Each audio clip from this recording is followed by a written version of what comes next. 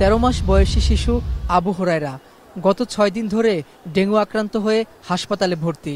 তার সঙ্গে হাসপাতালে অবস্থান করছেন পরিবারের আরও 3 সদস্য। সন্তানের অসুস্থতা নিয়ে দুশ্চিন্তার শেষ নেই পরিবারের।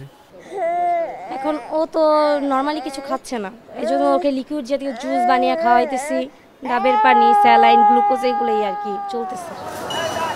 মুগদা হাসপাতালের তথ্য বলছে এখানে বর্তমানে ডেঙ্গু রোগী ভর্তি আছেন 13 জন।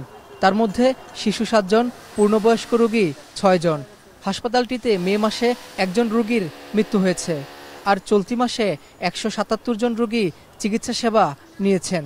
কয়েকটা টেস্ট দিয়েছে, রিপোর্ট আসার পরে এমনি প্লাটিনাম ভালো আছে, কিন্তু জ্বরটা আগের তুলনায় কম, কিন্তু জ্বরটা আসে, জ্বরটা ভালো হইতেছে না।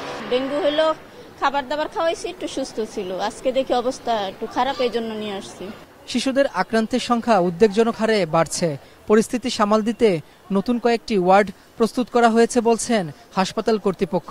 ডেঙ্গুর ব্যাপারে আমাদের প্রস্তুতি সর্বোচ্চ লেভেলে রয়েছে। ডেডিকেটেড ওয়ার্ড রয়েছে, আমার আরো 3টি ওয়ার্ড প্রস্তুত।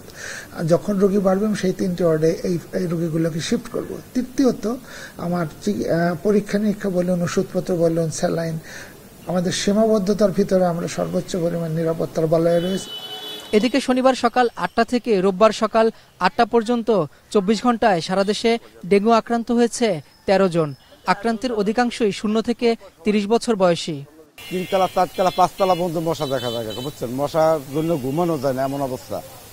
আর মশা বৃষ্টির সিজন আসতেছে, মশাতে এমনি থাকবো। এটা মানুষের একটা হয়রানি, গরিবের জন্য একটা হয়রানি আর কি, এই ডেঙ্গুর জন্য। ডেঙ্গু যদি আগে থেকে ব্যবস্থা নেন আপনারা, সুন্দর হবে। প্রকৃতিতে এখন থেমে থেমে বৃষ্টি আতঙ্ক বাড়াচ্ছে ডেঙ্গুর, আর তাই মৌসুম শুরুর আগেই এডিসের উৎপত্তি স্থল ধ্বংসে সিটি কর্পোরেশনের উদ্যোগ আরও বাড়ানোর দাবি নগরবাসীর।